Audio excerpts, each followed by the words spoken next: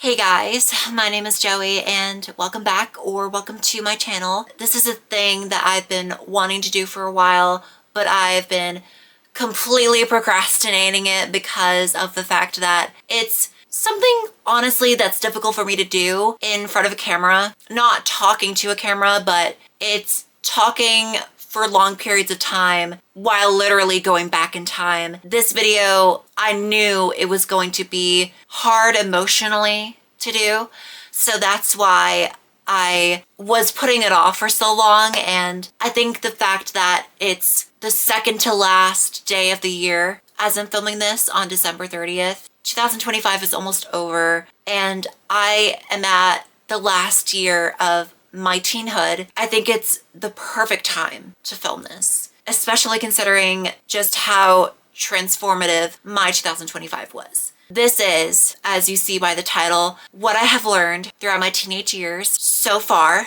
because I'm still a teenager. I still consider 19 a teenager. Whenever I had my 18th birthday, I thought of doing it and posting it here. The furthest I got was to the editing stage, and I just didn't feel like editing it. Every time I filmed it, it was like an hour and 30 minutes of editing to do. It was a lot. So yeah, I'm ready to do it now. So here's how this video is going to work. I'm going to go down each year, 13 to 19, and I'm going to be discussing some of the things that I went through and things that may have been difficult for me, things that I loved doing, or my biggest accomplishments that year, stuff like that. The major takeaways, so to speak. I'll just talk and I'll ramble and we'll see where things go. My reasoning for posting this video and releasing it up on my YouTube channel is because I hope it helps someone in a really, really tough time, because I know what it's like to sit in a room not knowing what to even do with my life, feeling like I should be at the bottom of the earth, feeling like I should not even be here anymore. I know what it's like. So with that, I can see how people are feeling. I feel like it's good for me to talk about it and have this conversation before I start my second semester of my freshman year of college, because I think it'll be a great motivation booster. And it'll also be great to have this motivation to look back on going into 2026. So without further ado, this is what I learned throughout my teenage years. Whatever I call this video, title is to be announced after I film this video. Okay, so let's time travel back to 2019, the year of the Visco girl, e-girls. TikTok was becoming very, very popular. People were lip syncing to their favorite trending songs like The Renegade. Wait. Go.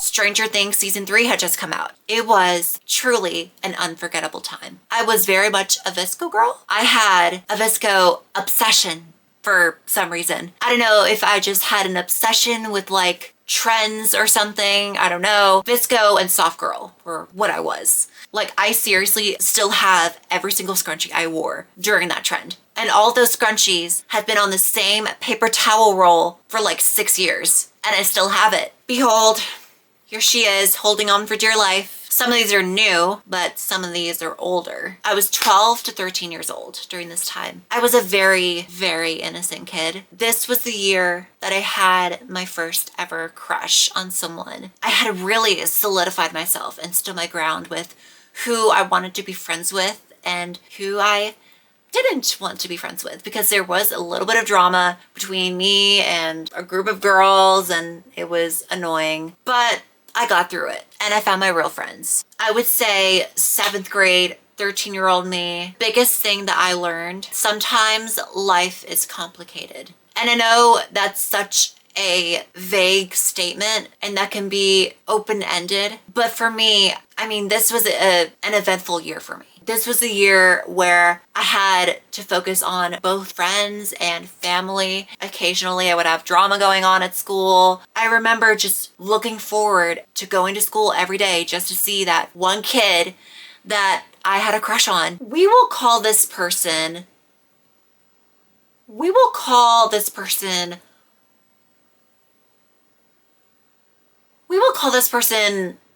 Huckleberry. I don't know. I just thought of it because I look like strawberry shortcake and, you know, Huckleberry Finn and, you know. Okay, so Huckleberry and we both got along swimmingly. Some girl I knew gave me his like messenger and we started chatting, and I was overthinking every single interaction I had with this kid. I really was. And I guess I can add on to what I've learned after life is complicated. I shouldn't have spent so much time worrying about what one person thought of me. After a while of trying to get together, this guy ended up in mental institution after mental institution, which caught me off guard and I was really sad about. I had thought that he just enjoyed life, and I had thought I was having the worst of it at the time because this was a year of COVID, right? Everyone was being shut out from the world and forced into their homes. And I was so sad that we couldn't hang out anymore after school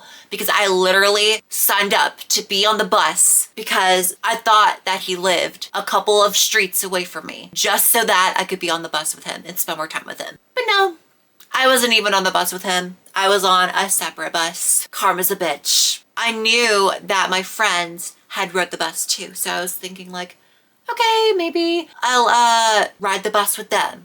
I was the only person from my friend group on that bus. So I guess a little bit of do not make hasty and spontaneous decisions and think more before you make a decision. On the subject of mental health, I didn't really understand what being depressed truly really meant at the time. I mean, I knew that it was being sad and feeling lonely, and that's what I thought it was. Didn't know that it went so much deeper than that. After that one visit, I thought it was just gonna be over with, the going to the mental hospitals. And I kept waiting for him after 6 months. And it's crazy how after I moved away to Florida, from Tennessee to Florida, well, actually from Tennessee to New Jersey, then to Florida.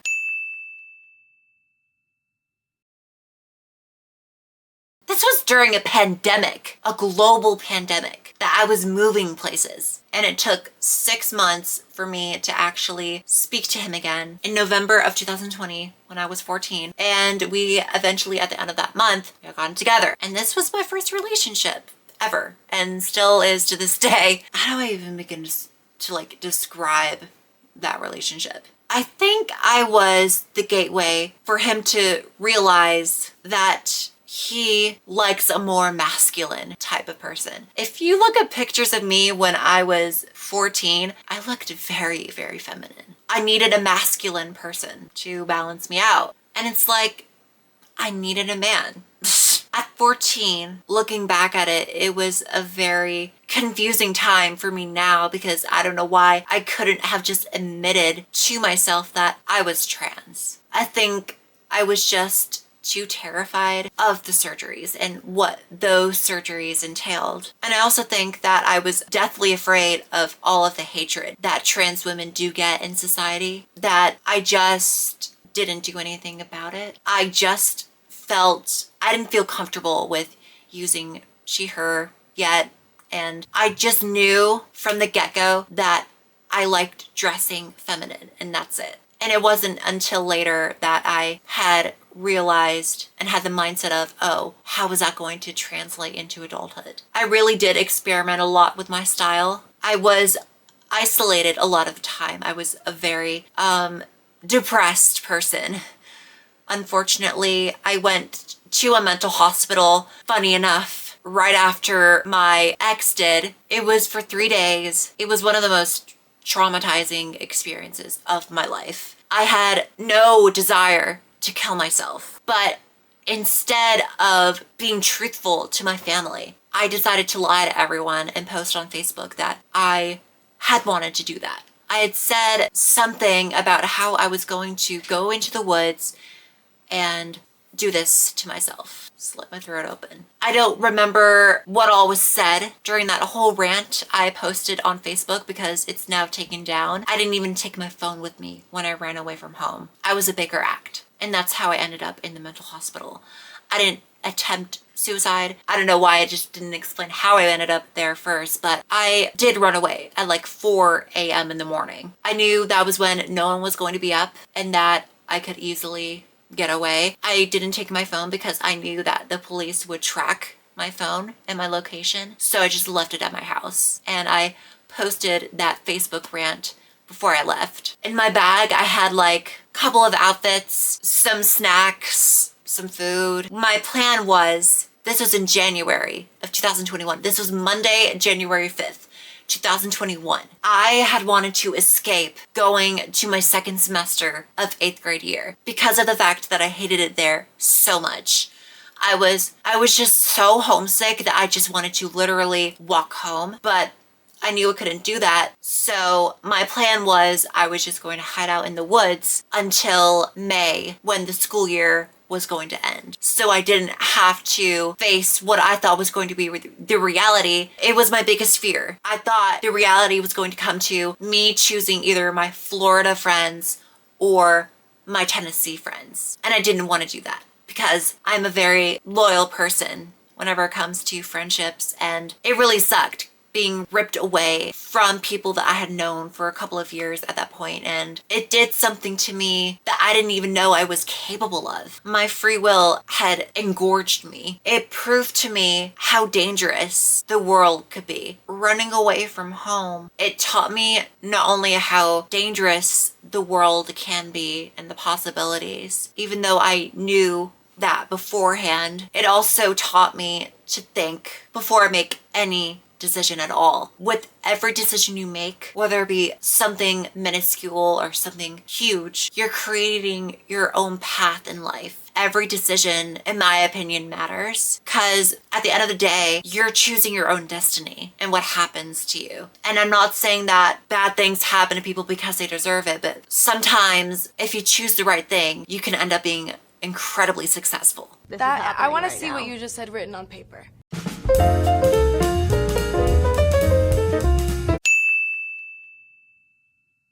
From that mental hospital experience, I barely remember it, not only because it was just 3 days of my life, but because I think I've just blocked so much of it out that I barely remember anything. What they did to me in there was unacceptable for a mental hospital to do for a 14-year-old kid. I was found by a cop and I was across the highway from a bar, and I was in this weird like little section in between the highway and the woods in a ditch, and I was drinking Yoo-hoo. And I don't know if the cop thought I was like a drunk on the street, but the Yoo-hoo most likely gave it away. But then again, it's like my mom probably told them like to look for me. So it was like a 20-minute, 30-minute drive to that hospital, but it felt like forever. Got there. God, it was terrifying for me. I was prescribed medication. It was antidepressants. I was required to stay there for 3 days, a psych evaluation, basically, to make sure I didn't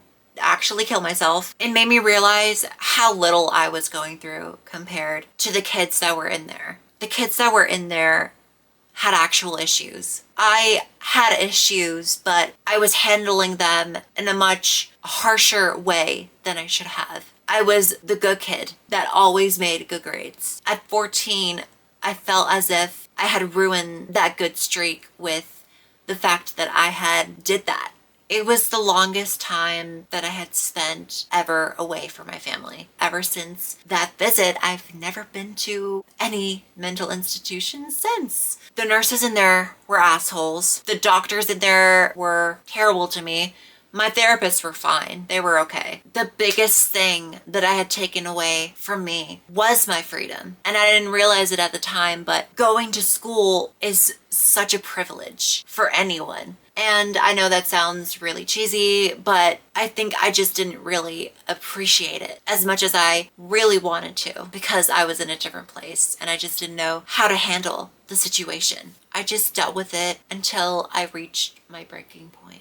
As a result, I was depressed from January to June of 2021. From that, I gained a completely better sense of my mental health and how that can affect me. That whole half year that I spent mostly feeling locked up in that trailer that I lived in my room with those wooden walls. It felt like a prison. That Florida heat was no joke. I spent so much time in there doing literally anything else when I was supposed to be doing online school. From January to April, I was enrolled in an online school called Florida Virtual School, but I was dropped after April because I didn't do any of my work and because I was so unmotivated to do any of the stuff or navigate the website. I was such a lost soul. I felt like my whole world was being ripped away from me and that I couldn't do anything about it. I missed my friends. I missed my family that were all the way back here in Tennessee. And I had nothing left to do but to just deal with it. I kept that secret of the fact that I was not doing any online virtual school for 7 months. And then in July of that year of 2021, my mom and my dad found out and they were furious. And I was mad at myself too because I felt lazy. The year that I was held back and doing 8th grade, yeah, I got held back. That was a humbling experience and a wake-up call throughout those couple of months that I went to school again. I made all A's and maybe like 1B or something. But anyways, I made it to where I could actually pass on to the next grade, to 9th grade where I was supposed to be. It was August, September, October, and then October, we officially moved away from Florida and back to Tennessee. It was like a fever dream because I had been dreaming of this moment for so long.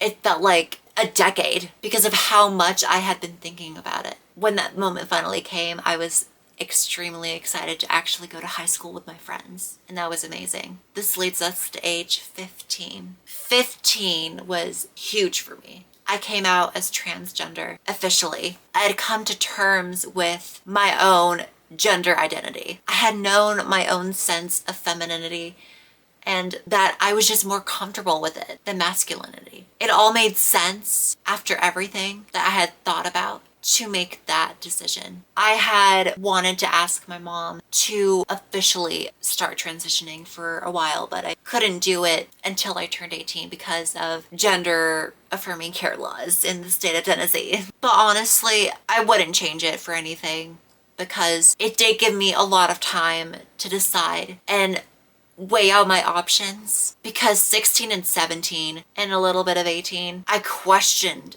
my gender identity so much. 15 was the high school experience of a lifetime because you only live it once. I was living pure euphoria. I had worn makeup. I had worn a skirt to school for the first time. I had worn makeup to school for the first time. I was beginning to develop my own sense of style and experiment with fashion in the most wild way I could imagine, and with every look there was a purpose. Because with the looks that I wore to school and somehow did not get dress coded in, I don't know how I didn't, but I didn't. I feel like I should do a video reviewing my outfits from high school.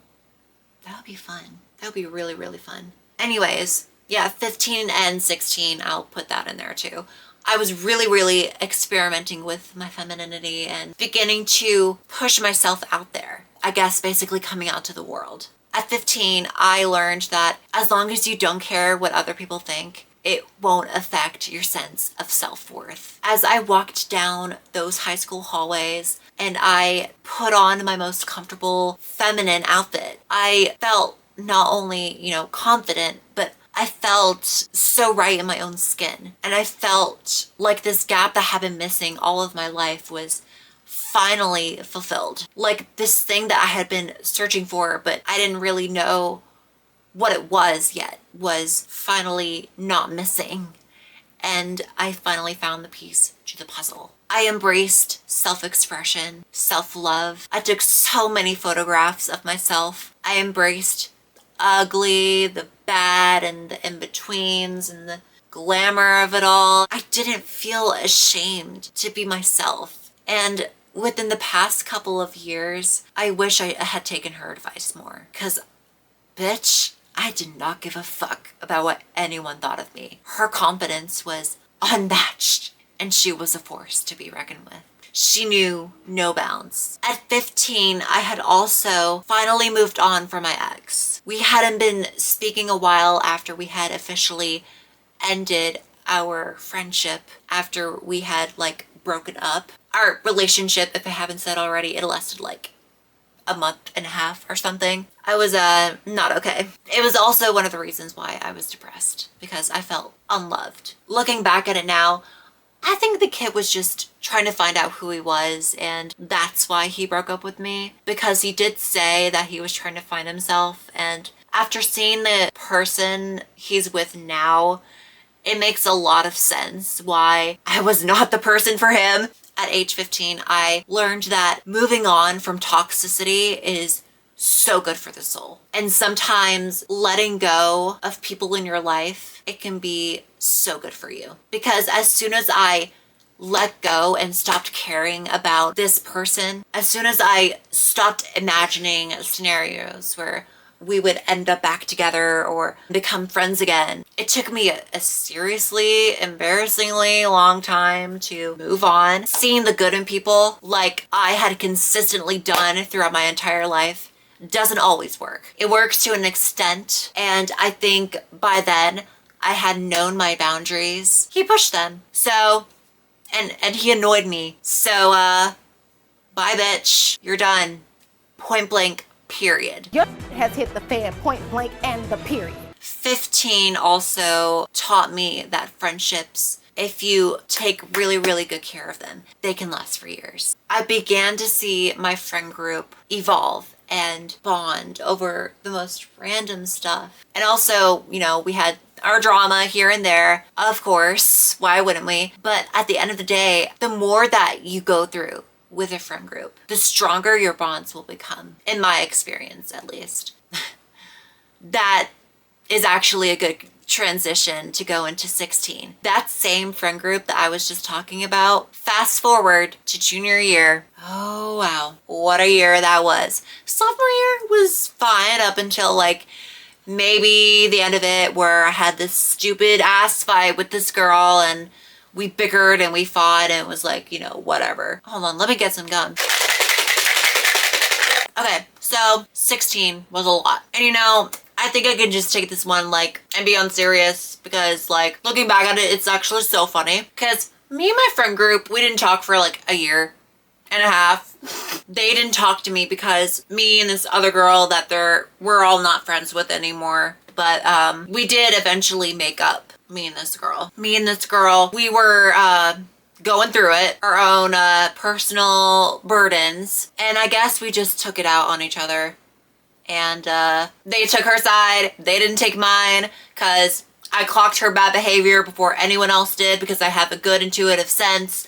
And I ranted and I sent my ass out of there. Yep, that's right, I left. This was in September of 2023. This is so weird talking about this on camera.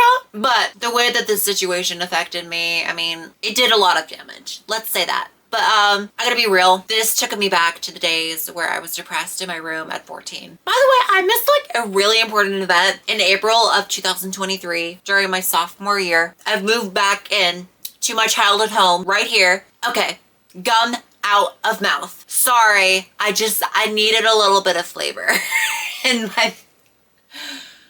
Okay, I don't know why I said that.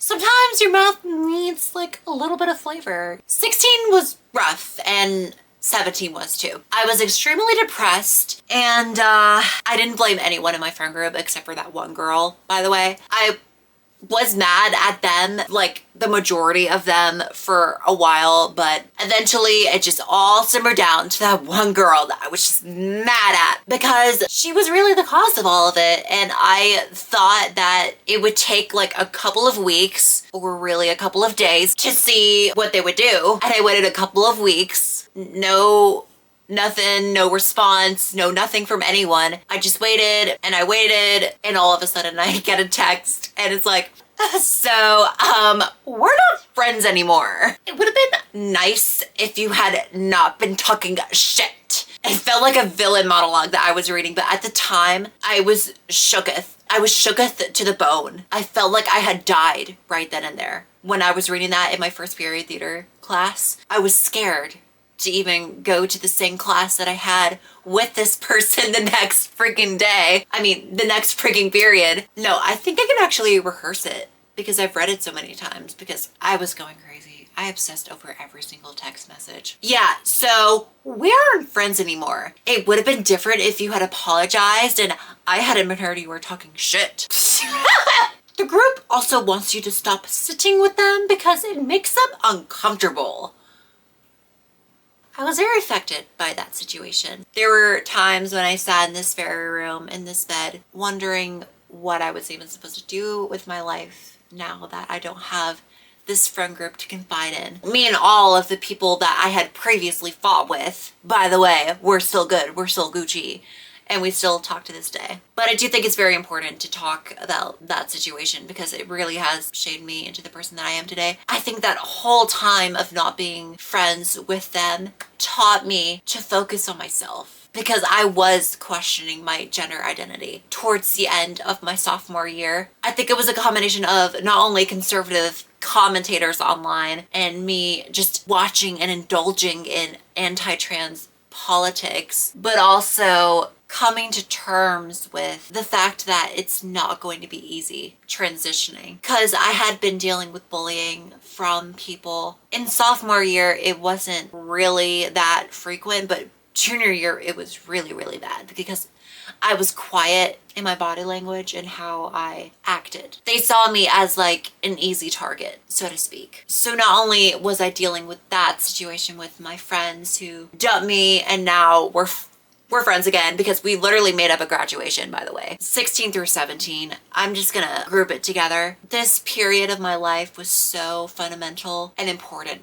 because this period was such a dark place in my life. For the first time in my life, I truly felt like I was alone and I had no one else to turn to but myself. Throughout that time, I had started this YouTube channel because I knew I had loved making videos and I wanted to regain that spark in myself that I had once lost. Eventually, once senior year started and I had the summer in between junior and senior year to heal. I didn't quite find myself yet, but I had healed and I was okay. But it still felt weird whenever I saw any of my then former friends in the hallway. Stupid drama beef. 16 through 17 was a tough time. I went through a lot of suicidal ideation. I realized through all of that angst, all of those mental breakdowns that I had right here in this room. All the times that I cried, all the times I hit myself in the head and slapped myself in the face. Biggest takeaway from that, whenever you're at the lowest of lows, to turn to the people that you love and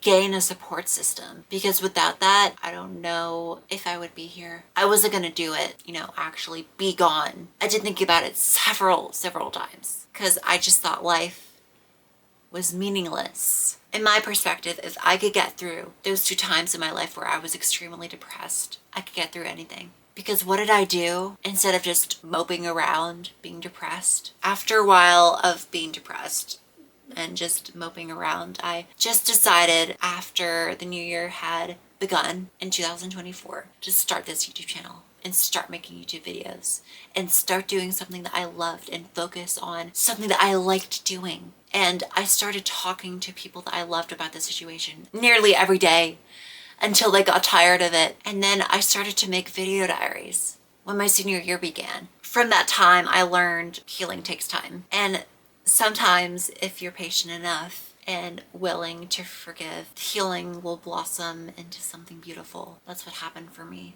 Senior year 17 to 18 was the year that I found myself again. It was the year I started consistently doing video diaries. I started this project that I'm still on the first episode on, still writing, and I'm still doing the pilot episode of. Got my first job, got my driver's license, got my permit, got my permit in the summer of 2023, the summer in between junior and sophomore year. October 2024, I got my driver's license. I got my first job, which only lasted a couple of days. It was at Dollar General. It was not very good. But then I got another job, which I still have to this day. The biggest thing I learned from the ages of 17 to 18, I should have never been ashamed to trust the process of finding out who I was. Because it took so long for me to stop being in denial of who I was and to just embrace everything, the good, the bad, and the ugly of being myself. And it took so long for me to get out of that depressive state and get back to myself. And I think that college, it really helped me get back to that. After so long, I'm like changed, but I'm still me. And I think that's the most beautiful thing that I could have asked for. I got my personality back throughout my senior year and throughout my first semester of college. I couldn't have been any more grateful for that, because knowing who you are, it's such a good feeling to know and feel comfortable in your own skin and not having to feel like you have to explain anything to anyone. My senior year definitely taught me that knowing who you are takes time. 18 and 19, most recently, I dyed my hair, obviously, because new era of my life. And I dyed it because I've been wanting to do it for so long. I've been wanting to do it since the beginning of the semester, but I've never gotten to do it. I've gained such a better sense of work ethic because of my job and because of the people that I work with. I know how to socialize with people I barely even know because I've established those relationships. The biggest change that I noticed from high school to college was that, well, not only the dress code was looser because everyone's an adult, but except for the like spare extra 17-year-olds, but people are so nice and welcoming. I remember being that scared kid in middle and high school, being paranoid, and I remember especially ever since like I was depressed. And I remember especially whenever I was depressed, I would be paranoid looking around in the high school hallways, looking for that one bully who would torment me every single day because I was afraid that he would call me out on something or say something disgusting about my body or just tear me down, call out my name even. It disgusted me. But in college, I didn't even have to do that. I didn't have to look around. I loved going to campus every day, even if the days were hard. My GPA went from a 2.5 to a 3.5 in one semester. It was so rewarding for me academically that I made the dean's list. And as soon as I looked at that, as soon as I looked at those grades, I said, Joey, you're back. My personality was back. My spark and my humor was finally back. Okay, so for some reason, my camera decided to die on me. As I said before, college and senior year too made me get my personality back, my social skills with people. I knew how to express myself again, and I knew who I was. I was beginning to explore my interests and love just living. In November of this year, I officially started my transition, and it was one of the most incredible things and courageous things that I've had to do for myself, because I had went from wrecking at the end of my senior year, like a week after graduation, to being afraid of driving anywhere over the summer because I didn't have a car, to then having to learn how to drive again, having to share a car with my mom, having to drive an hour every day, Monday through Thursday, to college. Some days having to go to a shift right after an hour drive, which was absolutely insane. I learned how to be an adult. I learned how to persevere and get things done. I signed up for a theater club, which met every day on Thursdays, and I got myself involved on campus. As soon as I had seen that transcript, that academic success that I had had when I was a little kid, people telling me that I was this genius, that I was smart, that I was one of the smart kids. I truly believed it again because I knew I had put in the effort all of this school semester. 2025 was absolutely transformative. I could talk about it for hours, but I really need to go to bed because I don't want to be on here still talking after maybe 10 minutes or 20 minutes and have it be like me being extremely tired. And also, I don't want there to be more for me to edit. So thank you so much for watching and sticking around and hearing my story, hearing what I've gone through and what I've learned and taken away from my teenage years. I hope that this helps someone out there, and I hope this entertains someone. I hope someone finds it interesting. This year, without a doubt, was amazing. I wouldn't have it any other way. Thank you all so much for watching. I will see you all in the next video.